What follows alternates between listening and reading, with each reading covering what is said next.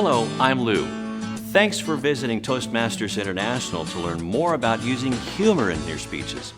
Since 1924, we've helped more than 4 million people gain confidence to communicate in challenging circumstances. And one of the most demanding situations you'll ever face is sharing a comical moment with an audience. Here are 3 time-tested tips to help you prepare so that you feel empowered to impress others. As you know, there are all kinds of speeches. Maybe you have to give a wedding toast, or address a team of executives at your company. Or maybe, just maybe, you have to present a eulogy. Believe it or not, humor can play an important role in every speech you give.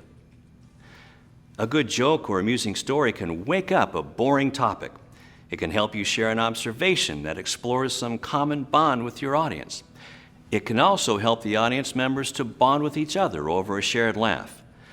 But it's not always easy to learn how to bring humor appropriately into a speech. The first tip will help you decide what to do about that. If you think there might be someone in the audience who could be offended by obscene, racist, sexist, religious, political, or other sensitive topics, there probably is.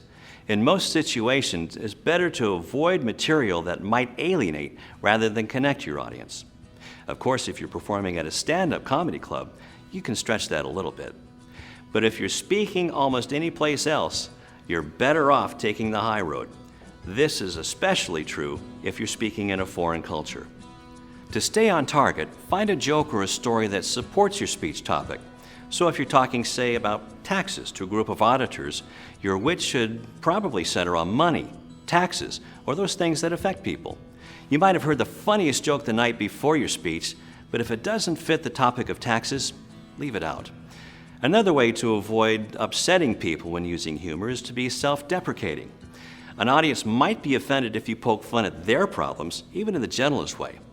But that same audience will laugh if it's about you. That's just human nature. Now, if you're giving a eulogy, remember it's okay to share a lighthearted story about a funny moment in a person's life, especially if that person laughed about it while alive. Appropriate humor can help paint a true picture of who that person was. The most common way people ruin a joke or a funny story is to take too long. You should set up your punchline in as few words as possible. Never stop to explain or describe anything.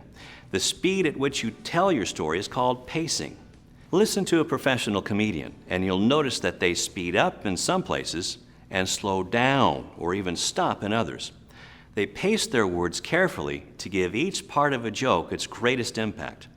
And don't try to copy their mannerisms, but you can learn a lot from their pacing.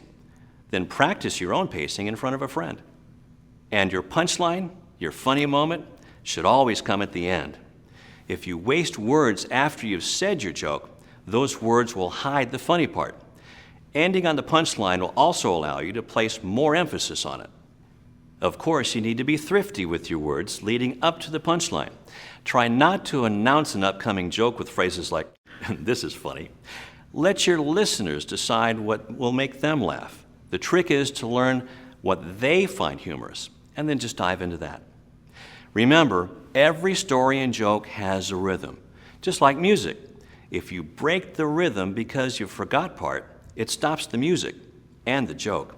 Even if you use notes to give the rest of your speech, make an effort to know your story or joke well enough that you can launch right into it and take it all the way through without having to check your notes.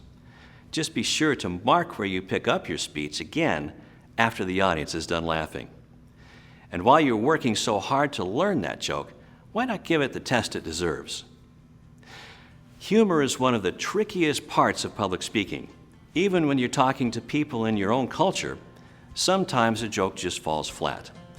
It might just need a little tinkering here and there to get the words right, or it might require some work on your body language and facial expressions. Whatever the issue, wouldn't you rather know about it before you step in front of that large audience?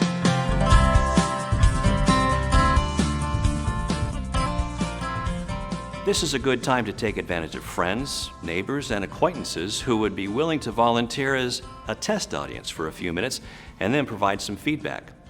Of course, if they don't laugh, you could get a pretty good idea of what's not working. They might also be able to explain why. One great thing about being in a Toastmasters club is that the members share helpful feedback whenever you ask.